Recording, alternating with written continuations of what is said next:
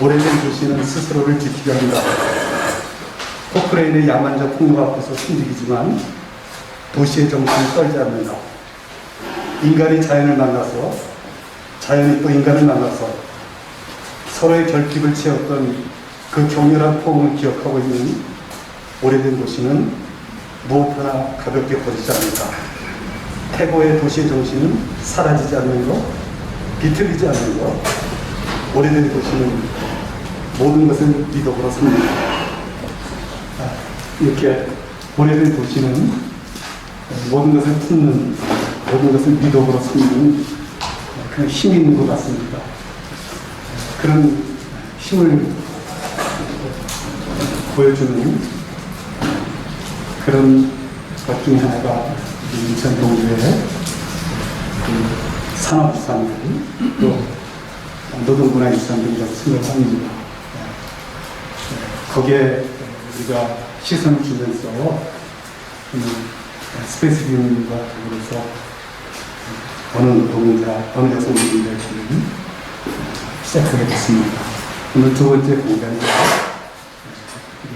홍해문화의 이현 박사님이신데 우리 임 선생님이 자세히 소개해 주시도록 하겠습니다. 네, 박수 부탁드릴게요.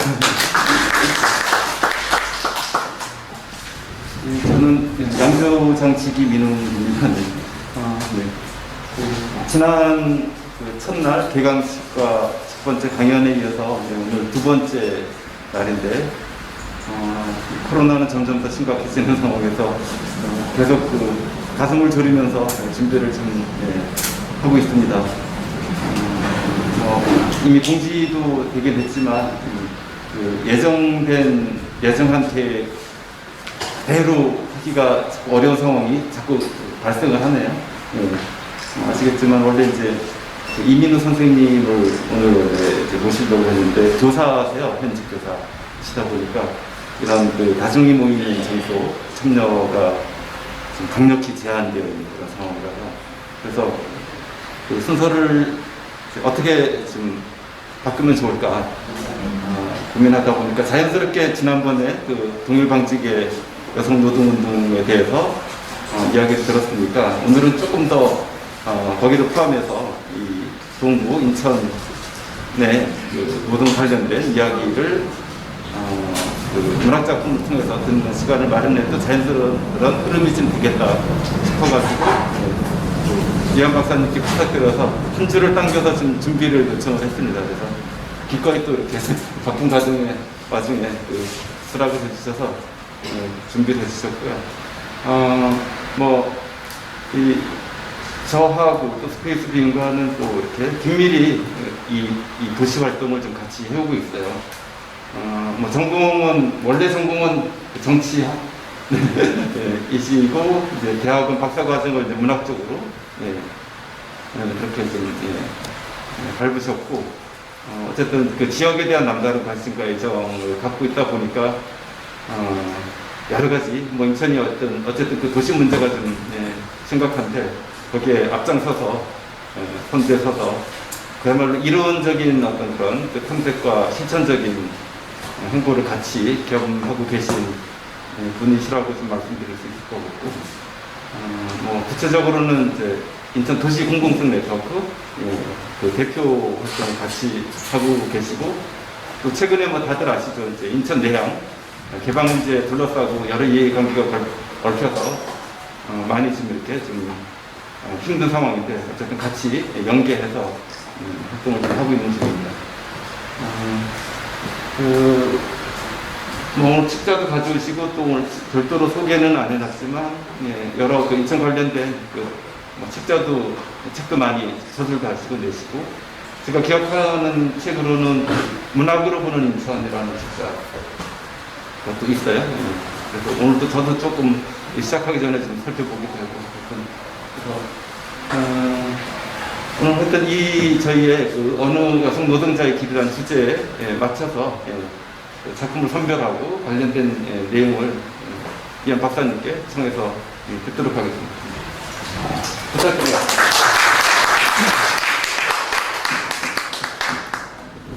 네, 오늘 또 날씨도 굉장히 무덥고 게다가 이제 코로나19가 계속 여기저기서 확산되는 와중에도 이렇게 많은 분들께서 인천 여성 노동자에게 대해 관심을 가져서 이렇게 참여해 주시는 그 자체가 굉장히 인천에서는 소중한 움직임인 것 같습니다.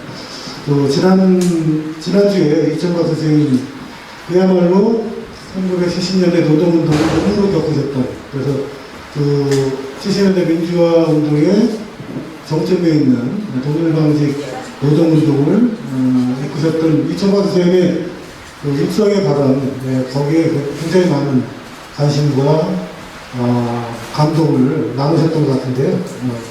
근데 저는 뭐 이렇게 노동의 현장의 경험도 없고 기껏 뭐 책을 찾아가지고 맨날 기사를 찾아서 이렇게 좀 정리해보는 소개해드리는 그런 정도 내용인데 전체 구성에서는 사실은 동일방식 노동운동뿐만 아니고 인천의 노동운동의 어떤 흐름 이런 것들도 좀 같이 공유하는 뭐 그런 강좌도 또 있으면 좋겠는데 좀 사전 강의이기도 하고 또 우리 지금도 이제 또 동일방식을 지원했던 인천 산업선교회가 자리했던 일군교회가 재개발 지역으로 이렇게 포함되면서 교회가 사라질지도 모르는 그런 위기에 처했기 때문에 동일방식에 좀 더 좀 초점을 집중하면서 저는 오늘 자료를 준비했습니다만 사실은 인천이 정체성이 없는 것이다 라고 많이 얘기할 때 대학원에 다니면서 한번 문학작품으로 한번 쭉 찾아봤어요.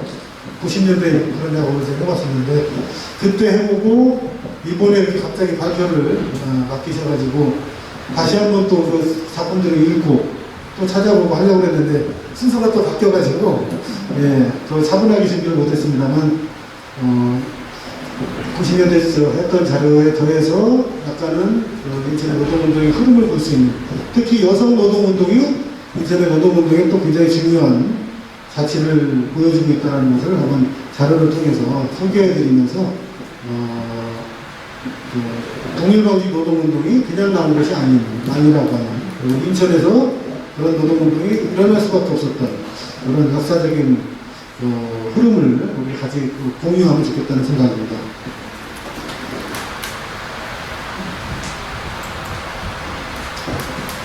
저기 발표 중에 죄송한데요. 발표하신 분 마스크를 벗으면 안 되나요? 네.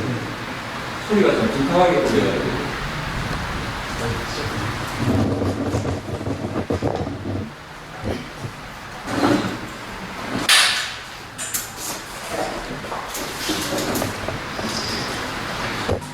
네, 대표님께서는 문학작품 부분은 동구의 노동 현장과 노동자의 이야기라고 이렇게 주제를 주셨는데,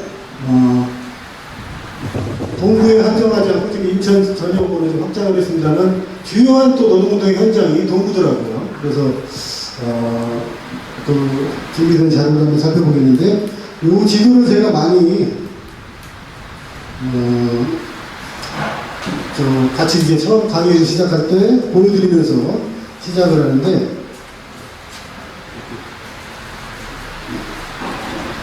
네, 1929년에 요시다 하츠사부라는 사람이 인천구의 요청에 의해서 제작된 조감도라고 하는 겁니다. 그래서 해가 하늘에서 바라보듯이 인천을 바라본 지도인데, 이 요시다 하츠사부라는 사람은 일본의 이런 식의 그림, 조감도를 1000장 넘게 그린 조감도의 명수라고 해요. 그래서 부산도 이런 지도가 있고, 심지어 경성이라는 이런 대도시뿐만 아니고 금강산 지도도 있고, 또 여러 관광 명소를 또 이렇게 다 지도를 남겨놓은 사람입니다. 그래서 관광 지도라고 볼 수 있겠는데요. 바로 월미도가 여기 있고, 자, 여기가 인천역이고, 이 철도로 연결해서 경성을 거쳐가지고, 만주까지 이어지는 그 철도를 볼 수가 있고요. 그 다음에 이 경성에서 또 남쪽으로 경부철도를 이용해서 내려가서 배를 타고, 관부연락선을 타고 일본의 제국의 수도인 도쿄까지 연결되는 그런 제국 일본의 도시 인천이다라는 관점에서, 일본인의 관점에서 그려진 지도입니다. 자, 근데 제가 지금 반도같이 생겼습니다만, 자, 이 주한 염전이 저 동암역 벽돌막 사거리까지 이렇게 긴 주한 염전이 펼쳐지는, 여기가 다 매립이 돼가지고, 지금 반도가 아닙니다만, 요 안에서 굉장히 1883년 개항 이후에 그리고 해방될 때까지 수많은 역사적 사건들, 우리 한국의 근대사에 굉장히 중요한 사건들이 명명했고, 여기를 단순히 일본인들이 다 만들었기 때문에 일본인들의 세에 의해서 일본인들이 주도한 도시가 아니라 끊임없는 저항과 악재를 극복하려고 하는 민족운동이 이 땅에서 끊임없이 일어났다. 그리고 그런 민족운동의 큰 흠 중에 하나가 바로 억압받았던, 착취받았던 노동자들에 의해서 이제 일어났다라는 점들을 우리가 같이 생각하고 같이 관심을 가져야 될 중요한 연구의 우리 지역적 대상이라고 생각이 듭니다.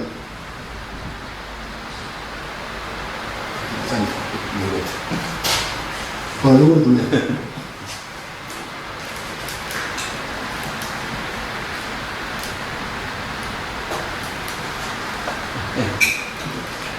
네, 그래서 문학지리라고 하는 그 개념을 얘기했습니다만, 우리 장소라고 하는 게 얼마나 중요한가.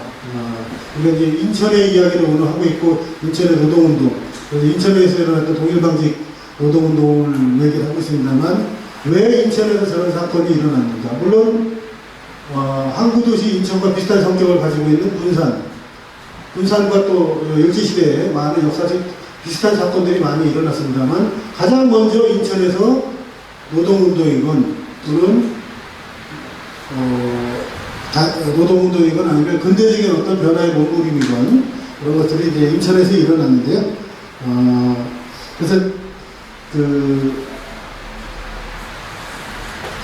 우리 도시를 잘 이해하는 것이 이제 문학을 잘 이해하는 방법도 되면서 또 문학을 통해서 또 인천을 이해하는 그런 관심으로 저도 연구를 시작했습니다만 지금 이제 많이 연구가 이루어져 왔는데요. 아직도 깊이 천착해야 될 부분들이 굉장히 많이 남아있는 것 같습니다. 그래서 서두격으로 장소와 문학, 장소와 삶의 정체성 이런 것들이 다 깊이 연관되어 있다는 말씀을 드려보고요. 자, 인천의 성격은 여러분들 잘 아시다시피 조선시대에는 사실은 서울에서 가까운 부평의 속현으로 인천이 지방의 한 도시에 지나지 않았습니다.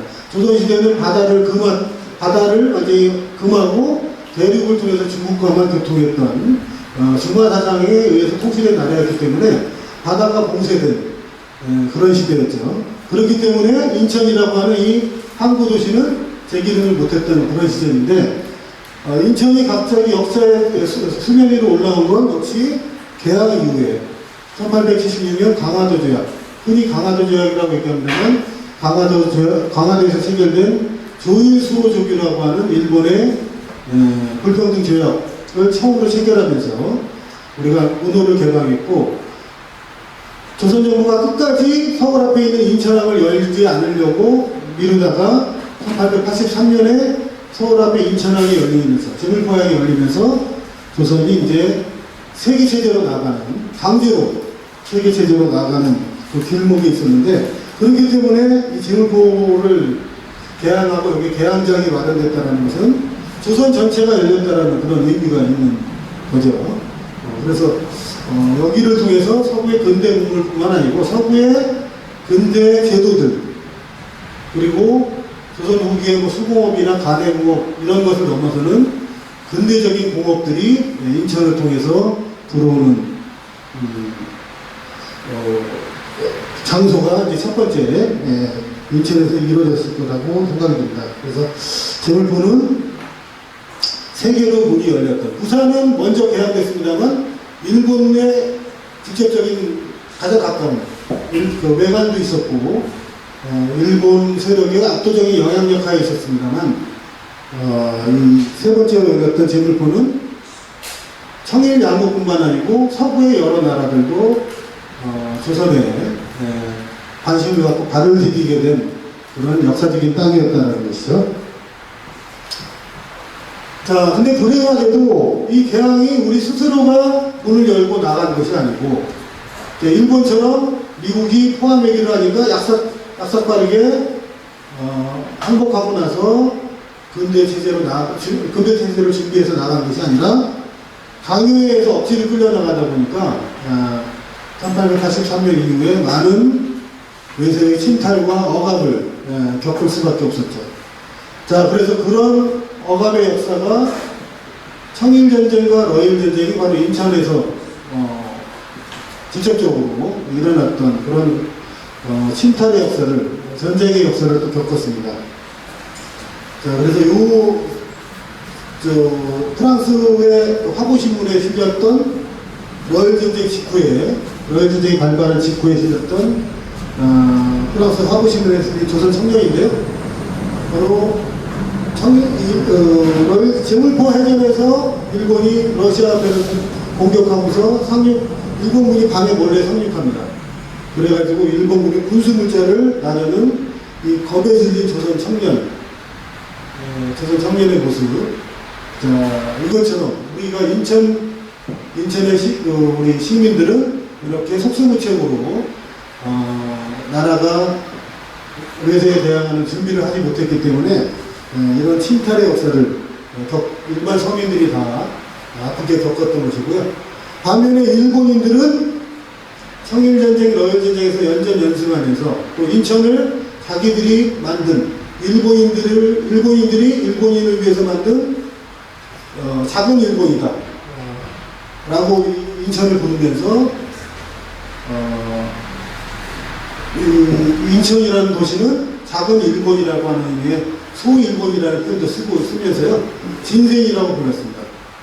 자, 그러면서 1883년 개항을 자기들이 시켰고 10년이 되는 해에 인천사정이라는 책도 내고 20년이 되는 해에 이런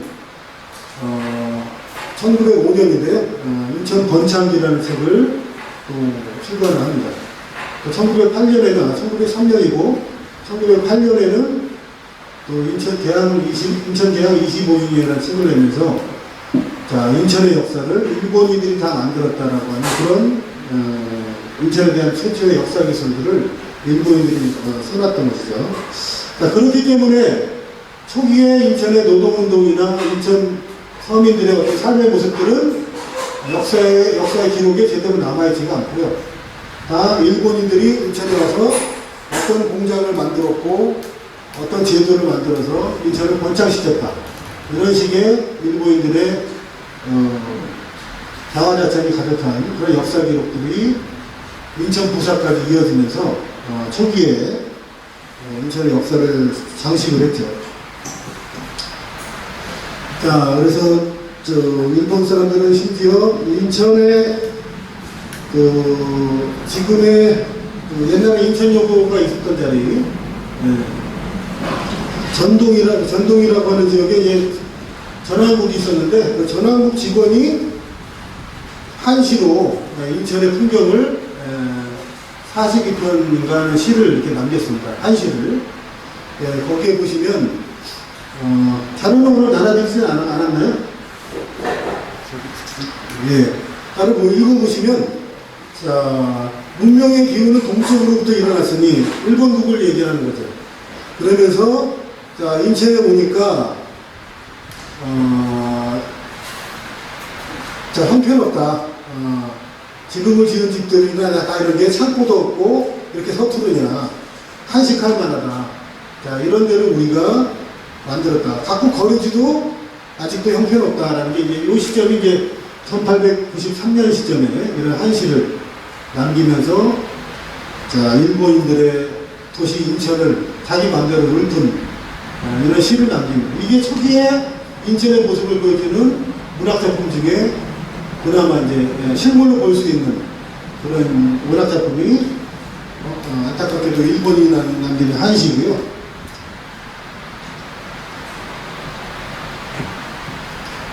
자, 반면에 우리 조선 사람들은 그럼 어떤 상황에 놓였는가를 보여주는 하나의 민요가 인천 아리랑이라는 게 한 10여 년 전에 발굴이 됐죠. 연세대, 인천 출신의 연세대 교수 국문과 교수님인 허경진 교수님이 하버드대에서 신찬 조선 회화라는 책자를 발견하고서 그 안에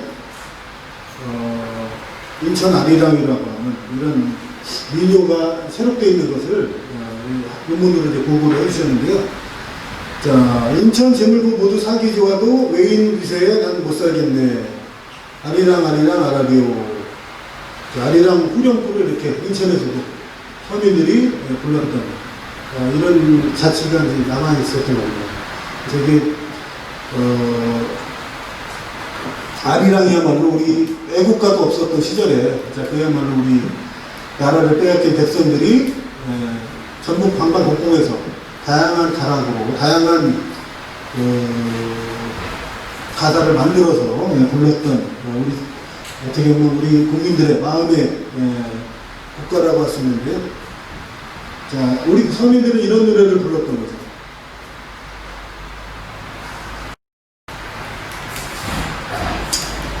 자, 그 다음에 저희가 이제 주목해 볼 것이 지금 아직 인천 연구가 좀 깊이 있게 더 나아가지 못해서 아직 잘 섭렵을 하지 못하고 있는 자료가 자, 일본인들이 인천에서 발간한 신문들이 있습니다. 근데 이게 신문들이 제대로 보관도 안 돼 있고 아직 잘 정리도 안 돼 있는데 그 중에 인천에서 가장 먼저 만들어진 신문이 일본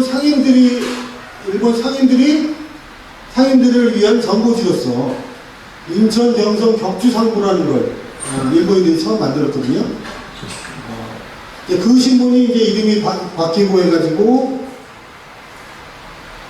조선신보라는 신문이 이제 발간이 됐는데요. 이게 이 신문이 1890년 전후에 제가 정확한 연도를 기억 못합니다만 1890년 전후에 발간되기 시작해서 1920년대까지 굉장히 오랫동안 발간된 신문입니다. 그 일부가 이제 영인돼서 이제 겨우 이제 볼 수 있습니다만 복사 상태가 안 좋아가지고 그런데 자, 여기에 이제 이 대한기의 역사가 많이 기록되어 있는데요. 자, 몇 년 전에 돌아가신 인하대 경제학자 윤진호 교수님이 이 조선신보를 연구를 하셔가지고 조선신보의 기사를 잘 찾아보니까 여기에 우리나라 노동운동사에 기록됐던 최초의 노동조합이나 노동쟁의 그동안에는 1898년에 함경도 성진에서 만들어진 부두노동조합이 최초의 노동조합이다. 또 목포에서 일어났던 부두노동조합의 파업이 쟁의가 최초의 노동쟁의다라고 이렇게 알려졌던 것을 이 기록을 보니까 인천의 부두의 그 두량꾼이라고 하는 조선인 인부들이 이미 조합을 결성해가지고 조직적인 활동을 했고, 자, 이 사람들이 집단적인 행동을 해가지고 일본인들의 요구를 거부하고 이랬다라는 기록을 찾으신 겁니다. 자, 그래서 두량꾼이라는 것은 이제 무게를 다는 거죠, 정우를. 자, 두량꾼이라는 것은 특별한 세금을 납부하고 인천항에서 일본 조선 양국 간의 미국 수도, 미국을 주고받는 것을 양을 재는 것, 계량하는 일을 하는 그런 일종의 노동자의 조합인데, 두량꾼 조합이. 자, 조선인들이 이런 걸 전문적으로 맡아서 어떻게 하게 됐고, 심지어는 일본인들의 제지도 받지 않으려고 하고 있다. 일본인 기자가 쓴 것이니까 이렇게 좀 부정적으로 썼는데요. 심지어는 뭐 부정한 양을 재거나 수뢰를 받으면 불량품을 혼입시키는 등 해해가 많다. 이렇게 일본인 기자는 썼습니다. 자, 때때로는 파업을 일으켰는데 그 중에는 이 조합이 선동하는 것이 많다. 1892년 5월 13일자 기사예요. 그러니까 이 이전에 이미 파업을 했다라는 거죠. 자, 굉장히 소중한 기록이고, 이게 아직, 윤진호 교수님의 논문 이후에, 학계에서나 뭐, 이렇게 널리 아직은 알려지지 않았습니다만, 조선신보를 더 자세히 찾아보면 더 많은 내용이 나올 것 같고요. 자, 이 사진이 지금 후대 사진이 남아있는데요. 인천항의 곡물 계량장 사진 해가지고, 자, 이 곡물을 쌓아놓고, 많은 노동자들과, 두려울 분들이 여기 있겠죠. 그리고 이것을 하역하는 그 화물업자들도 있을 것이고, 자, 이런 사람들이,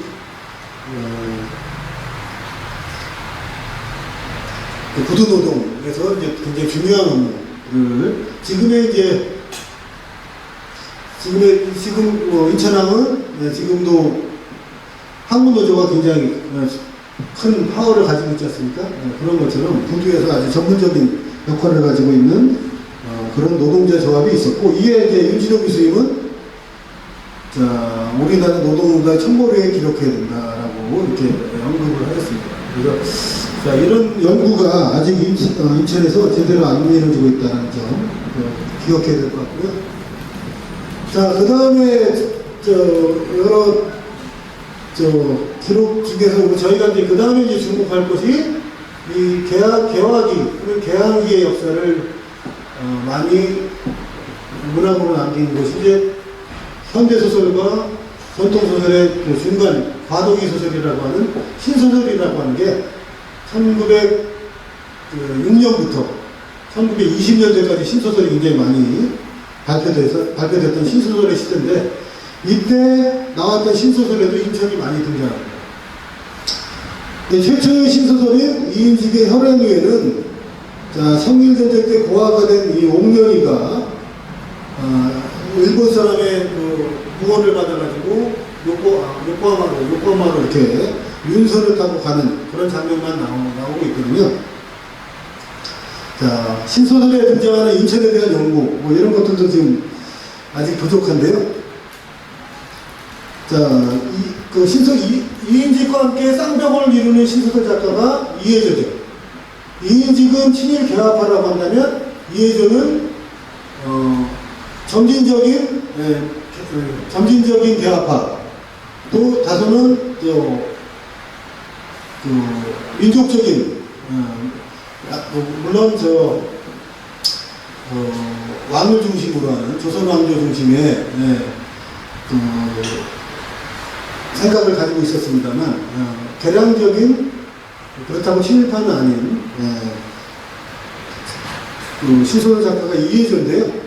이혜조의 모란병이라는 소설에도 이게 인천이 등장합니다. 근데 안타깝게도 이혜조의 모란병에는 일본 사람들이 일곽을 만들었던 화계동 지역에 팔려나가는 우리 조선인 처녀의 이야기를 담는 그런 이야기를 좀 담아놨어요. 이 화계동이 우리 소설에 많이 등장하는데요. 얼미도라고 하는 또 신소설이 있습니다. 20년대 나온 신소설인데, 거기도 이혜조의 모란병과 비슷하게 화계동에 이 술꾼들에게 팔려나가는, 몸값을 주면서 팔려나가는 조선인 여성의 기구한 삶을 다루는 그런 이야기를 또 다루고 있는데, 자, 이혜조의 모란병도 그런 소설 중에 하나죠. 자, 그 다음에 이제 가장 대중적인 신소설 작가가 최찬식이라는 사람인데, 이 최찬식의 신소설에도 인천이 많이 등장합니다. 만국공원에서 자유연애를 하는 모습, 추월석이라고 하는 신소설 최고의 흥행 작품이 바로 만국공원에서 자유연애를 하는 모습을 갖고 있는데, 자, 이 신소설 해안에는 아주 또 아름다운 인천의 자연을 이 친일파, 대표적인 친일파 신소설 작가인 최찬식의 소설에서도 인천의 어두운 면을 그리지 않고, 자, 일본이 나라를 문명 개화시킨 것을 찬양하는 그런 내용으로 인천을 포장해서 이렇게 작품에 담고 있죠. 자, 근데 저희가 이제 주목할 신소설 중에 하나가 이제 인천에서 강제로 노동이민을 떠났던, 하와이와 멕시코로 노동이민을 떠났던 조선 사람들의 모습을 다룬 신소설도 있다. 그게 이제 대표적으로 육정수의 송내금이라는 소설, 그리고 이혜조의 월화간이라는 소설에 바로 미국과 멕시코로 노동이민을 떠났던 그 시대의 시대적 배경을 담는 시소설이 일부 대목에 이제 등장을 합니다. 성매금은 대표적인 노동이민을 다룬 소설인데요. 인천이 물론 떠나는 장소로 노동이민들을 인천 감리교회에서 처음으로 모아가지고 감리교회에서 모아가지고 하와이 이민을 처음 떠났죠. 1902년 12월 이렇게 떠났는데 뭐 인천이 그 떠나는 장소를 이렇게만 다뤄지긴 했습니다만, 자 이거 역시 이제 노동이민이 우리 한국에서 최초로 노동이민이 떠난 곳이 또 인천이라는 점도 우리 한국인의 그 노동운동이 아닌 노동이민의 측면에서 중요한 주목할 만한 그런 부분 중에 하나인 것 같습니다. 자, 그리고 이 인천의 그 노동이민을 떠난 이야기를 다룬 또 장편 소설이 있는데요. 1930년대에 나왔습니다만, 자, 사랑방 손님과 어머니라고 하는 작품으로 유명한 주요섭이 1930년대에 재물포를 소설의 서두에 이렇게 재물포의 역사를 상징적으로 좀 압축적으로 이렇게 묘사를 해주면서 여기서 멕시코로 이민을 떠나는 노동이민의 이야기를 다뤄주고 있습니다. 자, 주요석이라서 이 작품 구름을 잡으려가 동아일보에 이렇게 35년에 장편으로 연재됐는데 이제 다른 번으로도 근래에 이제 출간이 됐으니까요. 한번 읽어보시기 바랍니다. 자, 미국 서부로 이민을 떠나는 이주민의 삶을 다룬 그런 소설인데, 물론 주요한 소설인데 다 미국이죠. 근데 인천에서 떠나는 그 장면을 이제 다루고 있습니다만, 우리가 이 소설가들도 사실은 인천에서 떠났다는 정보밖에 얻을 수 없기 때문에 이렇게 인천을 떠나는 장소를 소박하게 다룹니다만, 왜 1902년부터 1905년 무렵에 많은 조선의 사람들이 이렇게 알지도 못하는 땅 하와이와 멕시코로 이민을 갈 수밖에 없었는가? 그럼 어떤 사람들이 갔는가? 인천 사람들이 갔는지 아니면 인천 바깥에 사람들까지 갔는지, 자, 이런 것들도 우리가 좀 더 많은 정보와 연구를 통해서 확보를 한다면 인천 안에서 이루어졌던 그런 조선 사람들의 삶의 모습, 노동의 현실, 자, 이런 것들을 또 작품에 담을 수 있을 텐데요. 작가들의 상상력에만 의지해야 되는 그런 현실이거든요. 자, 그래서 이게 소개만 이제 해드리고요. 뭐 노동 문제를 아주 직접적으로 다룬 건 아니고, 이제 미국에서 역시 아메리칸 드림이 사실은 이렇게 일찍이 1900년대 초에도 있었다라는 것을 이제 볼 수 있는 작품이고요. 자, 그 다음에 김용하의 검은꽃이라는 소설이 있습니다. 이게 2012년에 나온 소설인데, 이 소설도 역시 우리 하와이로 노동이민을 떠난 사람들의 이야기를 다루는 장편 소설이 이제 나왔습니다. 자, 그리고 김탁관이라는 작가는 인천을 많이 역사소설로 최근에 다루고 있는데요. 일본의 금융자본과의 어떤 조선자본과의 갈등, 이런 암투, 이런 걸 다룬 3권짜리 소설이죠. 뱅크라고 하는 소설도 나온 바가 있습니다. 자, 그 다음에는 이렇게 초기에 이제 개항기, 또 1900년대 초에 인천에서의 이런 삶의 모습들, 이런 것들을 보여준 소설 이후에 이제는 1910년 나라를 빼앗기고 1910년대 무단통치 기간에는 뭐 매일 신문밖에 신문 자료가 없으니까요. 모든 일제의 철저한 탄압 속에서 인천을 확인할 만한 자료가 그렇게 많지 않은 상태고요. 자, 20년대 넘어가서요. 1919년 3.1 만세 운동이 일어나면서 문화통치가 이루어지고 1920년에 동아일보와 조선일보가 창간되면서, 그리고 청년운동이 전국 각지에서 일어나면서 새롭게 인천의 현실을 볼 수 있는 자료들을 저희가 볼 수가 있는데요. 자, 1920년대는 뭐 인천뿐만 아니고 전국에서 그야말로 다양한 청년운동들이 자, 기독교 단체에서뿐만 아니고 민간에서 일어났습니다. 자, 인천에서는 대표적으로 경인기차 통학생 친목회가 있었고요. 경인기차 통학생 친목회가 한영당이라는 또 야구팀도 만들고, 한영당이라는 게 야구팀만 있는 게 아니고 거기 독서부도 있고 여러 부서가 있는데 야구팀이 굉장히 유명하죠. 자, 그래서 이 청년운동 단체에 많은 똑똑한 학생들이 참여하면서 다양한 문화운동이 일어납니다. 그래서 뭐 1920년대 한영당이 있고 나서 1925년에 넘어가면서는 뭐 재물도 청년회, 인천 대제회 이런 여러 단체들이 족출하더니 1925년 이후에는 이제 사회주의 사상을 받아들이는 사회주의 계열의 청년단체들도 만들어지고 1927년에 조선 무산청년회라고 하는 청년단체가 또 만들어지고요. 그 다음에 1927년 공무급에 인천노동청년회, 청년단체, 인천노동총연맹 뭐 이런 단체도 또 만들어집니다.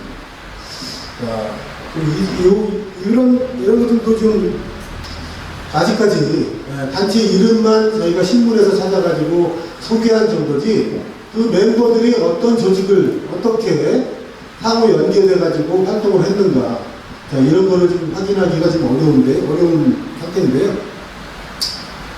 자, 이 인천 청년운동 단체 중에서 그 몇몇 사람들이 모여가지고 1927년에 인천에서 최초의 문예지를 만듭니다. 이게 이제 습작시대라고 하는 문예지인데요. 자, 급작가 지루촌이라는 사람이 주도가 돼서 인천에서 최초로 만들어지는 습작시대라는 문예지. 타블로이드 판본은 좀 작은데요. 40페이지 정도의 순문예지를 만듭니다. 자, 그리고 여기 보시면 뭐 목차에 이광수도 글을 쓰고요. 주요한,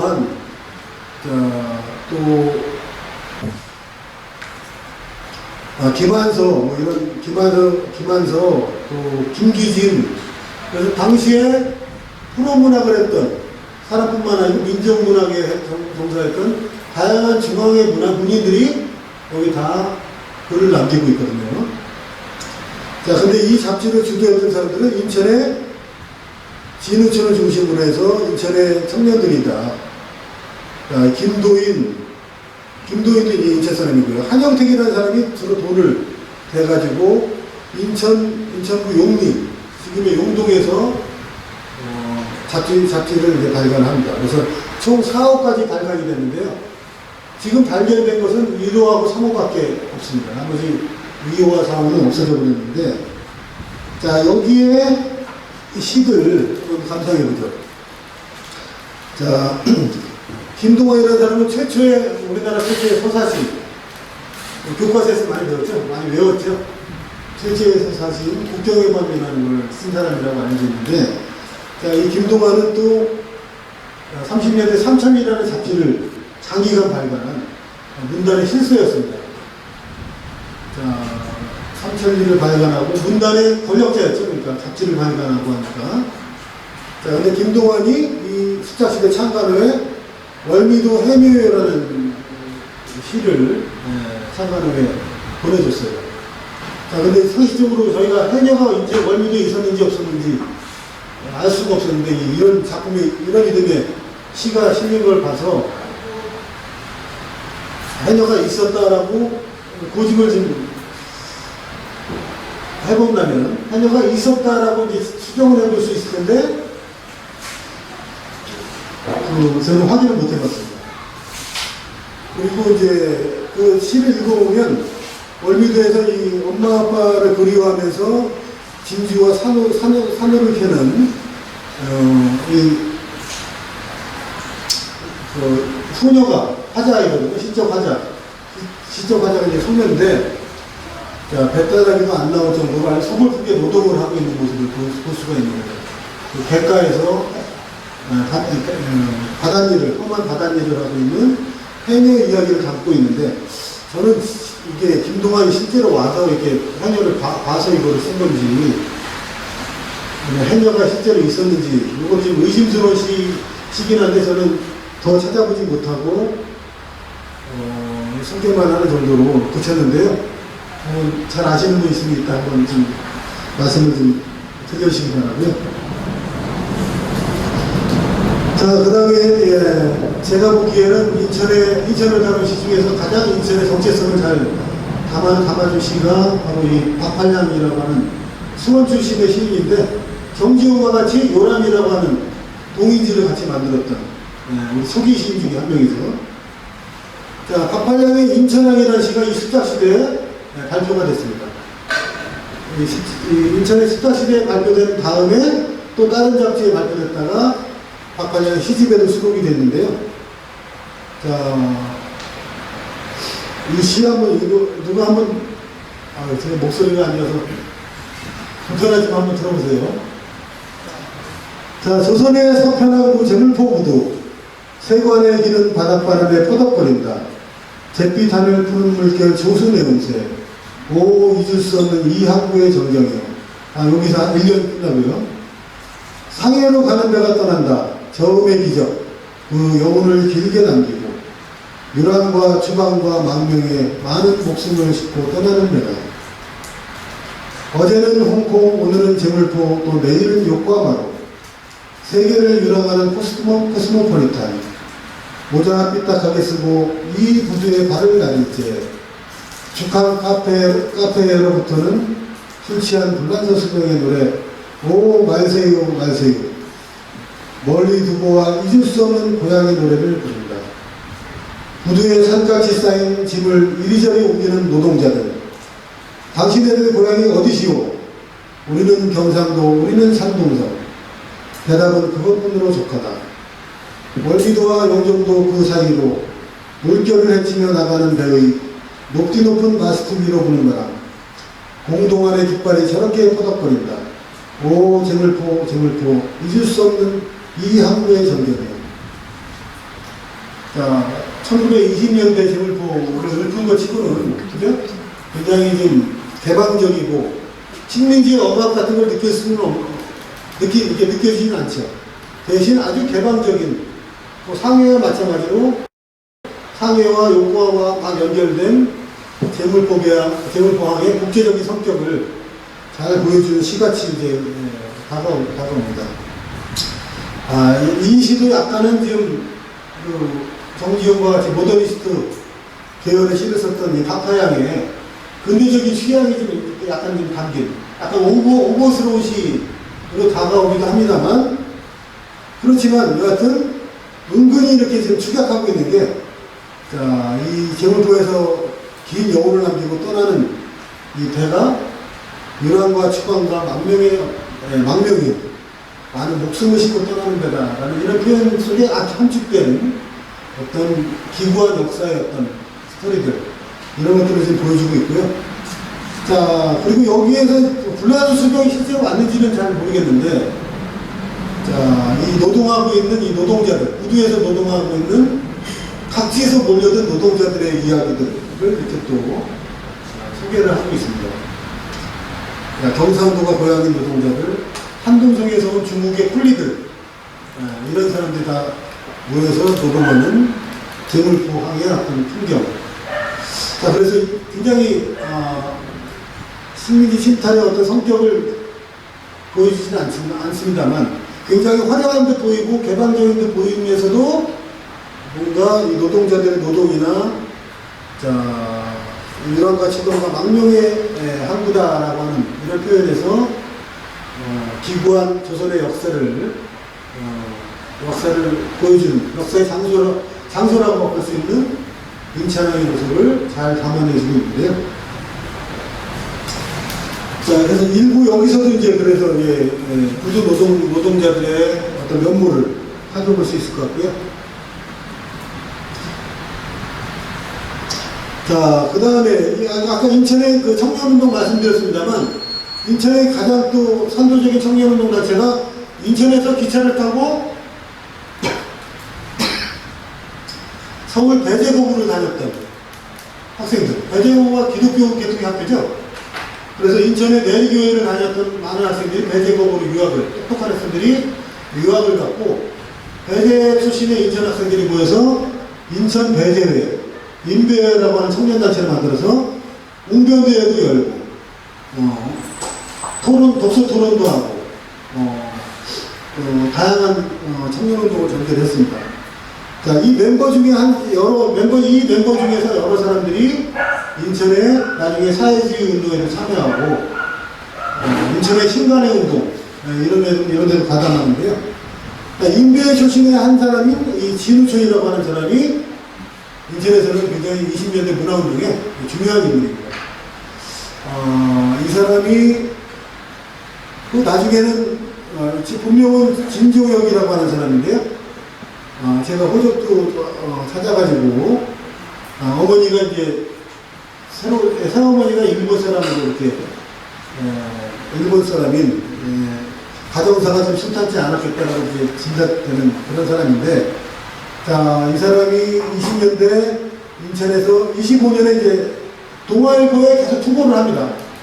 그래서 이 물산 장려 운동에 대한 동아일보가 막 주도했던 물산 장려 운동 20년대 초기에 그 물산 장려 운동 그 희곡 공모에 당선도 되고, 그러다가 이제 정식으로 잡지에 국가정이 끝날이라고 하는 희곡을 발표해서 이제 극작가로 분단도 했는데요.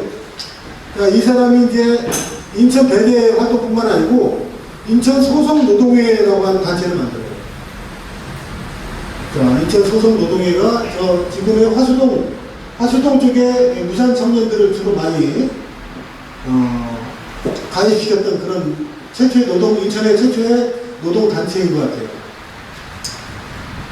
근데 이제 신문 기사에 몇 가지 신문 기사밖에는 자료가 나오지 않기 때문에 이제 실체를 확인할 수가 없는 그런 상태인데, 이 소속 노동회뿐만 아니고 이 사람이 또 인천 유성회라고 하는 또 문학단체도 만듭니다. 그러다가 나중에 이 습작시대라고 하는 아까 잡지를 만들어서 아까 인천학이라는 시도 발간도 하고 그랬죠. 자, 근데 이 진우철이라는 사람은 또 인천의 연극단체도 만듭니다. 그래서 칠면구락과라는 연극단체도 만들어서 활동하는데요.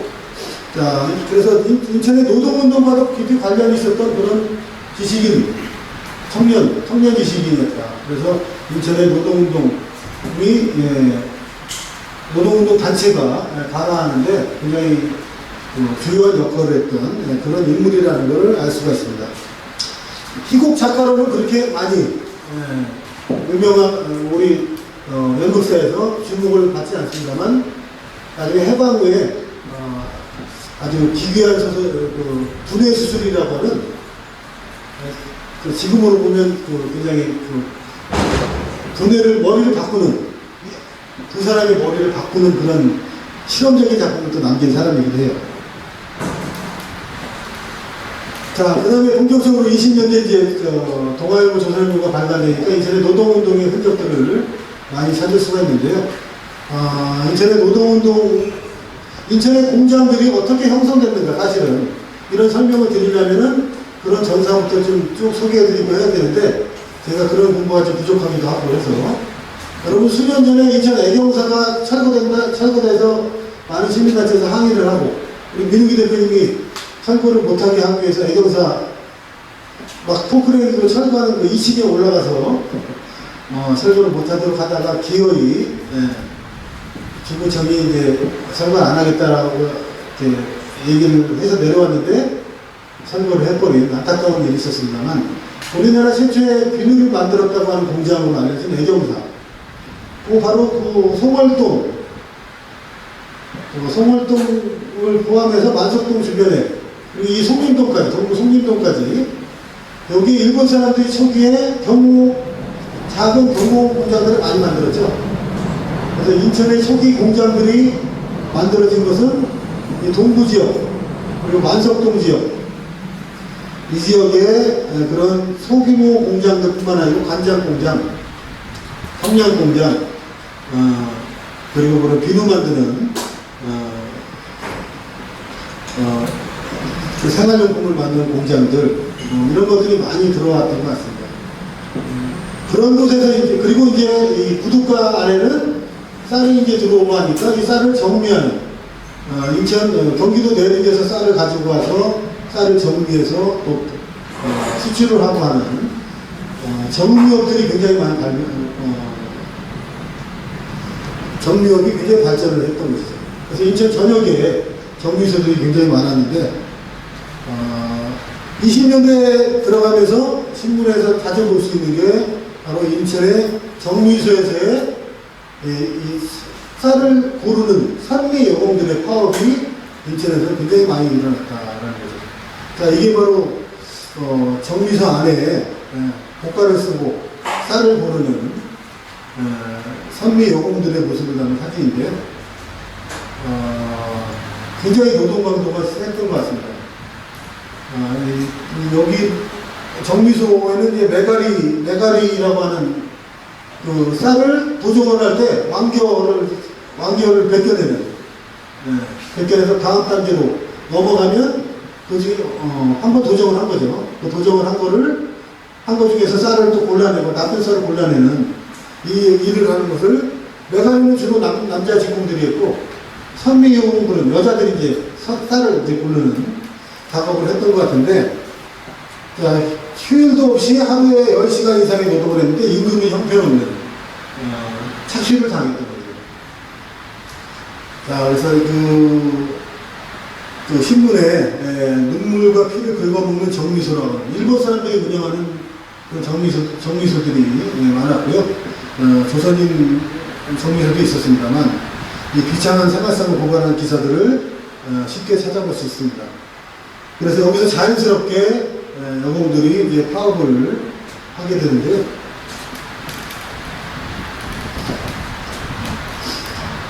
그 다음에 또 성냥공장 여공들의 파업. 성냥공장도 여러 곳에 만들어졌다가 가장 많은 대규모의 큰 성냥공장이 바로 이 배달이. 지금 저 두손 빌딩이라고 하는 큰 건물, 거기 문화극장이 과거에 있었습니다만 그 자리가 조선 인천 주식회사라고 하는 성냥공장이 있었는데, 자, 여기서도 엄청나게 많은 가혹한 노동을 시켰던 거죠. 여기서도 여공들이 주로 일을 했습니다. 자, 그래서 매일신보, 21년에 매일신보뿐만 아니고 조선일보 기사에 거의 해마다 동맹파업에 들어가는 성냥공장 여공들의 이야기를 흔히 볼 수가 있습니다.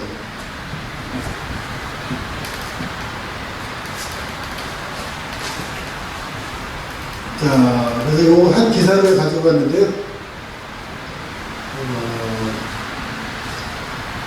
32년에 또 금곡리에 있는 조선 인천 주식회사 노동자 361명.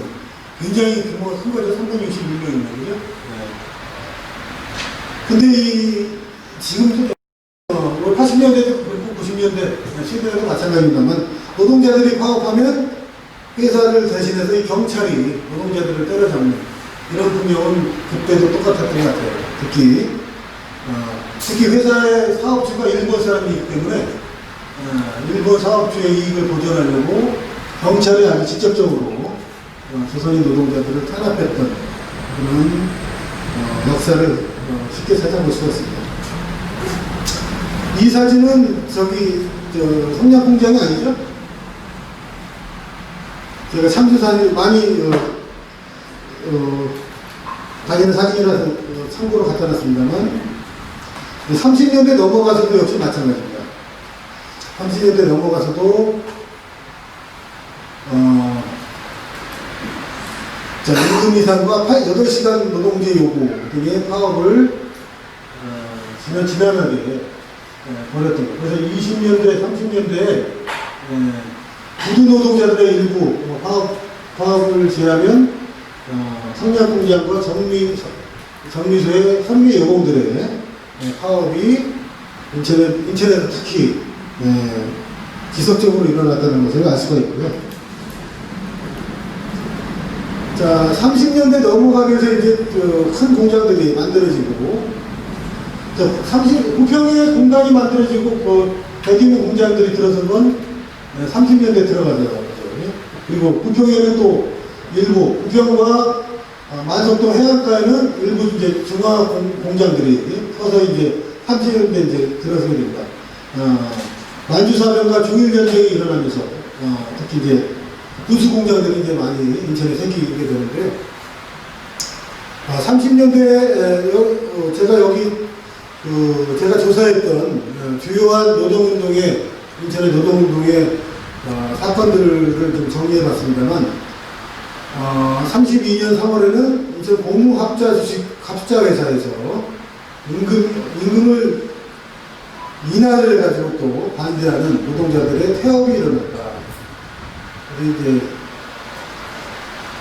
또 경찰서에서 또 사회자들의 활동 의심에서 경찰이 나섰다는 걸 알 수가 있고, 그 다음에 33년에는 부두노동자 120명, 임금 이상 요구를 해서 파업을 했고, 인천 두강장 소속 노동자 400명 또 동맹 파업을 했습니다. 자, 33년에는 인천구 위생계 소속의 40여 노동자들이 임금 인하에 반대해서 동맹 파업했다. 인천구를 행정당국을 상대로 해서 일종의 공무원 노조 거죠. 인천의 위생계 소속의 40명의 노동자들이 동맹 파업을 해서 즉시 해결됐다는 거고, 33년에 동양방적 건축장에서 일하는 노동자들, 동양방적이 지금 여러분들 좀 이따 얘기할 인간 문제에 나오는 동양방적 그 공장에서 파업이 일어난 게 아니고 공장을 만들 때 일용직 노동자들인 것 같아요. 건축장에서 일하는 일용직 노동자들이 파업을 한 거죠. 최고임금, 임금을 모아서 동맹 파업에 돌입했다는 거죠. 34년에는 인천 장동리 조선제협 주식회사 노동자들이 10전의 임금 이상을 요구하며 동맹 파업에 돌입했다. 자, 회사 측에서는 임시 노동자들을 고용해서 이때도 마찬가지로 역시 파업을 하니까 노동자들이 파업을 하니까 대체 인력을 동원한 거죠. 대체 인력을 동원해서 파업을 무력화시키려고 하는 그런 시도를 했던 것을 볼 수 있습니다. 자, 그런데 이런 노동운동이 이렇게 일어나는 과정에서 사실은 이 사회주의 혁명적 노동운동의 여러 영향, 조직적인 영향 이런 것들이 사실은 많은 영향을 미쳤을 것으로 추정을 해볼 수 있는데, 그게 이제 이런 것을 추적하려면 이제 인천에서 활동했던 이재율을 비롯한 사회주의자들 그들의 공판 기록이나 이런 것들을 좀 저희가 더 추적하면서 찾아보면서 이제 연구를 해나가야 되는데요. 그런 연구들이 좀 앞으로 제가 또 보지 못한 지금 막 연구가 많이 이루어지고 있을 것 같습니다. 그런 연구들이 계속 이루어져야 될 것 같고요.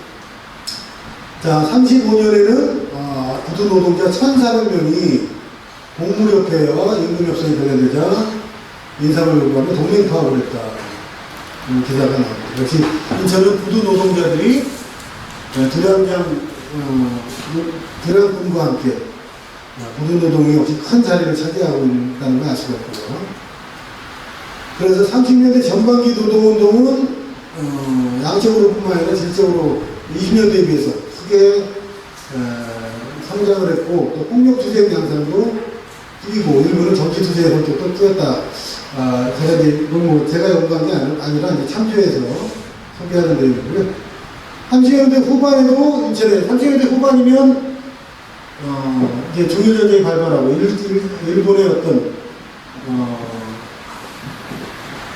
전시체제를 방불케 하는 그런 억압조치가 점점 강화되어 나가는 시기였는데, 이때도 지속적으로 노동자들의 동맹 파업이 일어났습니다. 거기서 주목할 만한 게 36년에 동양방역 노동자 2,000명이 아침 식사 문제로 동맹 파업을 준비하자 회사 측이 낌새를 알아채고 노동자 12명을 해고한 사건. 여기에 이제 경찰서가 즉시 회사 측에 호응해서 7명의 노동자들을 검색했다라는 것. 제가 이게 인천 시사에 이렇게 참조를 했던 것 같은데, 지금 이번에 자료를 준비해서 신문 한번 찾아보니까요. 이게 동양방 지역에서 건설 현장에서 인부들이 임금 체불에 항의해서 200명이 파업을 했다는 기사를 조선일보 기사를 통해 찾아볼 수가 있고요. 좀 전에 동양방역 직공 아침 식사 문제로 파업을 하려는 낌새가 나타나니까 경찰이 7명을 구속했다라는 그 내용, 조선일보의 기사가 나옵니다. 이 기사 전문을 보시면 아침 식사 문제로 먹을 걸 안 줬던 제대로 학교가 아니라 그 공장에서 A조와 B조가 있는데 기사를 자세히 읽어보니까 A조와 B조가 있는데 갑반과 을반으로 이렇게 노동자를 나눠가지고 일을 시키는데 갑반에서 먼저 밥을 먹으려고 하는데 이게 형편없이 아침이 나오는 거예요. 그러다 보니까 노동자들이 음식을 못 먹겠다고 거부를 하고 쫓아 굶겼는데 을반 노동자들도 똑같은 음식이 나온 거예요. 그러니까 을반도 이거 못 먹겠다라고 해서 노동자들이 뭉치려고 하니까 경찰이 나서가지고 미리 회사에서는 음식공도를 해고하고 경찰은 7명을 이름도 다 나옵니다. 나이가 19살, 20살, 21살 주로 이제 남자 직공들인데 남자 직공들 어디에 사는지도 다 나오는데 이 사람들 다 인천서 특고계에서 국비리에 경찰서로 데리고 가지고 취조 중이다 라는 기사를 확인할 수가 있습니다. 이 동양방 지역에 있는 큰 규모의 공장이거든요.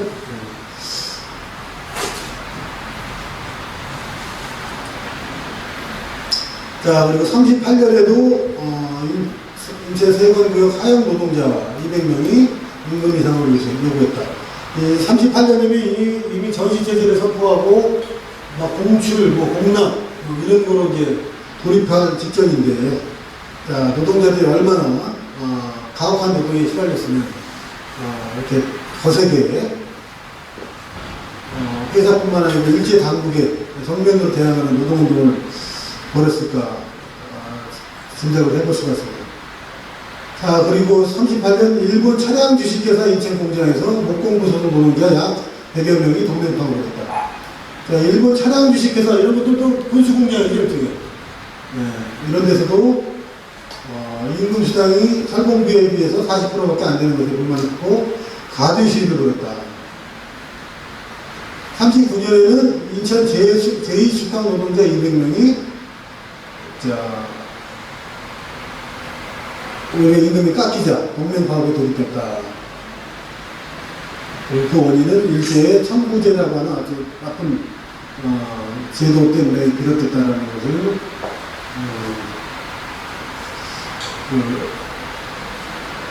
인천 시사에서 제가 찾아서 정리해 본 거고요.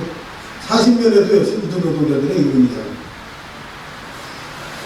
자, 그래서 일제시하의 이 노동운동 이번에 작년 말에 인천 민주화 운동사라는 책이 이제 발간이 됐는데 거기에서 그나마 이제 인천의 노동운동 해방 후의 노동운동을 좀 정리를 했습니다만 해방 전의 노동운동 물론 여러 선생님들께서 한국의 노동운동사에 대한 여러 책들이 있습니다만 일부에 인천의 노동운동이 소개되고 있긴 합니다만 인천의 노동운동사, 해방 근대 노동운동사에 대한 그 연구가 좀 빨리 시급히 제대로 좀 이루어질 필요가 있을 것 같습니다.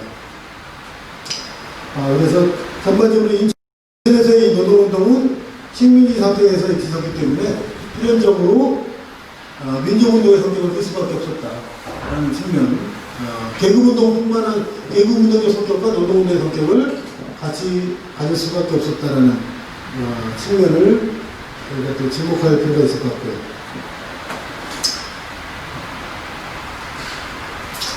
자, 이런 노동운동의 흐름 속에서 1934년 8월 1일부터 12월 26일까지 동아일보에 연재된 소설이 인간문제라는 소설입니다.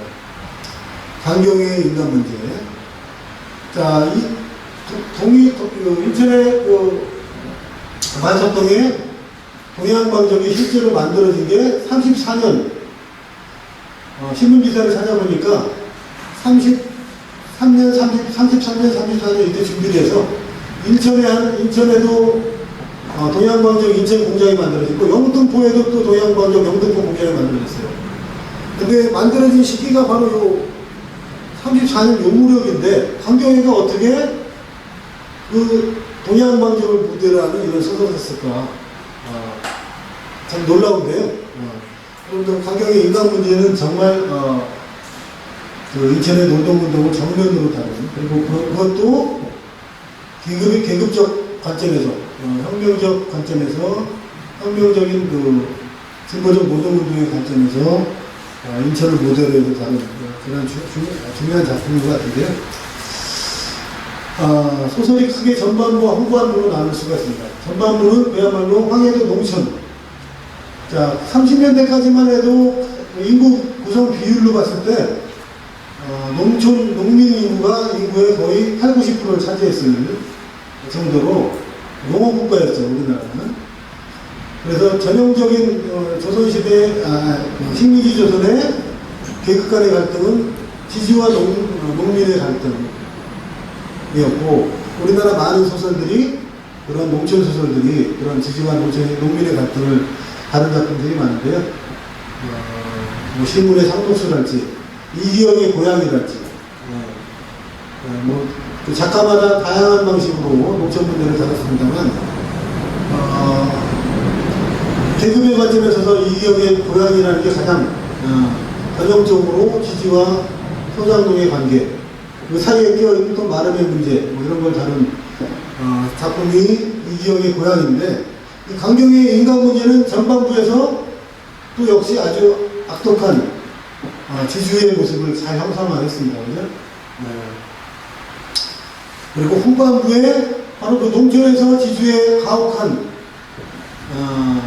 탐욕에 의해서 농촌에서 이반된, 농촌에서 떨어져 나올 수밖에 없는 농민들이 도시로 흘러드는 모습을 바로 인간 문제가 다룬 거죠. 그래서 황해도에서 농민 분해가 일어나가지고 농촌에서 살지 못하는 노동자들이 막연히 삶의 희망을 쫓아서 찾아온 것이 바로 도시 인천이었고, 바로 그래서 첫째라고 하는 황해도 남성 노동자와 그 첫째라고 선비라고 하는 그 지주에 의해서 부모도 잃고 또 정조도 잃어버린 이 선비가 탈출해 오는 게 또 인천인 거죠. 그래서 다시 만나는 곳이 바로 노동의 현장, 인천에서 만나는 거예요. 그 이야기를 아주 잘 다뤄지고 있는데요. 자, 강경회라는 작가는 진짜 문제적인 작가죠. 여성 작가 중에서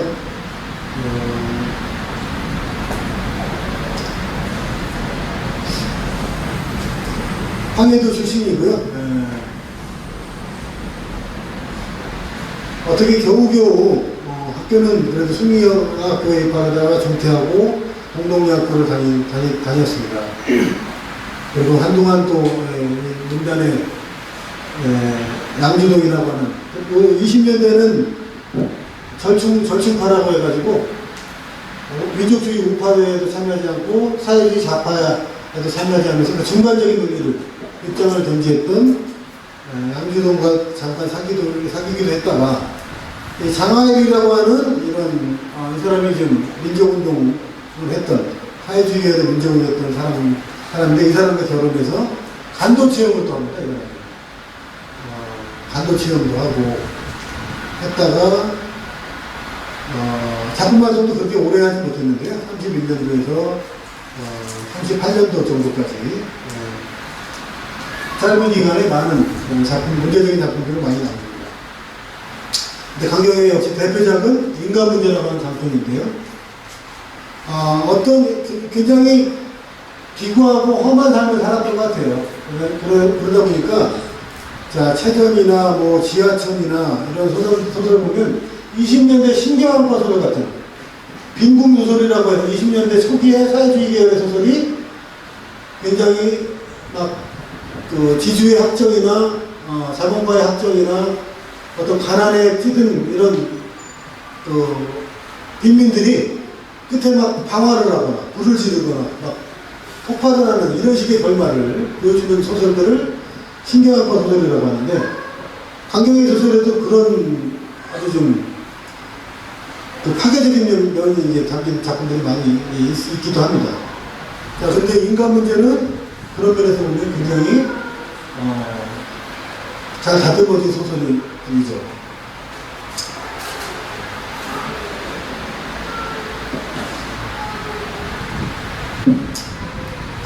자, 그래서 우리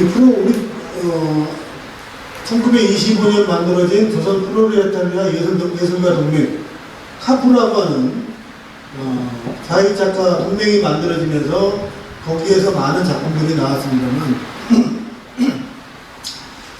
이념에 선취돼가지고 뭐 작품이 막 그냥 생경한 이념을 드러내는 그런 작품이 굉장히 많았습니다만, 그 중에서도 가장 대표적으로 농촌을 가장 탁월하게 다룬 작품이 이기영의 고향이고, 노동 문제를 또 가장 잘 다룬 작품이 한설의 황혼이라고 이렇게 많이 평가되는데, 강경에는 이 조직에는 가담하지 않았던, 학부 조직에 가담해서 뭐 활동하고는 작가는 아닙니다만, 이 두 작품에 겨줄만한 그런 평가를 받는 작품이 인간 문제인데, 자, 인간 문제를 보면 진짜 강경이가 인천에 와가지고 실제 취재를 하고 조사를 해서 작품을 썼겠구나라고 생각할 정도로 굉장히 생생하게 묘사를 하고 있습니다. 자, 묘사의 한 대목을 이렇게 가져왔는데요. 인천의 노동자들이 구두로 몰려가는 새벽의 모습. 자, 노동자들의 도시인 모습을 아주 잘 그려내고 있어요. 자, 박관을 차고 목에 타월을 건 노동자. 자, 그리고 부인들은 타월을 기미까지 눌렀던 부인들은 벤토를 들고 전덕분 아래로 희미하게 꼬리를 물고 나타나고 또 나타난다. 이 부인들은 정미소에 다니는 부인들이라고 합니다. 바로 아까 선미여군 파업들을 했던 그 여공들의 모습이 그래도 강경의 소설에 이렇게 나오고 있는 거죠. 자, 그리고 강경의 그 인간 문제에서 아주 함축적으로 조선의 심장지대인 인천의 이 축항을 아주 의심스럽게, 그러나 노동자들이 몰려갈 때는 노동자의 활기로 넘치는 축항의 모습을 아주 생동감 있게 그리고 있습니다. 자, 그래서 뭐 마치 매우 아주 멀리서 구두의 생생한 모습을 마치 저 언덕에서 여러분 뭐 올림푸스 호텔에서 구두를 만약에 노동자들이 막 몰려가는 모습이 있다면 그거를 보고 그렸듯이 묘사를 하고 있죠. 그죠? 그리고 축항의 기중기도, 그리고 배도 묘사하고 소리도, 뱃소리도 묘사를 하면서 다루고 있는 소설에서 여기 지금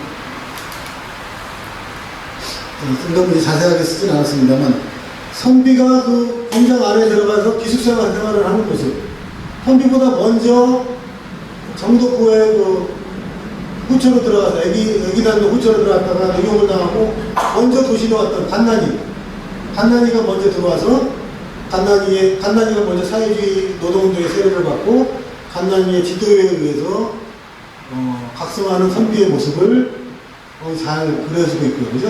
거기 또 유신철이라고 하는 경성제대를 다니다가 노동운동에 참여하는 그 인텔리겐처가 나오죠.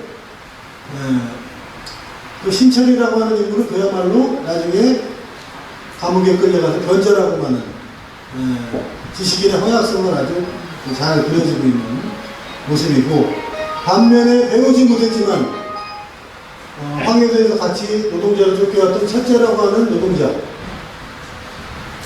자, 이 두 사람이 6년에 한 번 이렇게 만났던 기억을 마음에 품고 서로를 세상에, 험한 세상에 의지할 수 있는 그런 친구로 여겼던 그런 인물인데, 그 첫째 마지막에 선비가 폐병에 걸려서 죽을 때야 비로소 선비를 만나는 장면. 자, 읽어보신 분은 알겠습니다만 이번에 저는 다시 한번 읽어봤는데 굉장히 생동감 있게 그려지긴 했는데 끝에가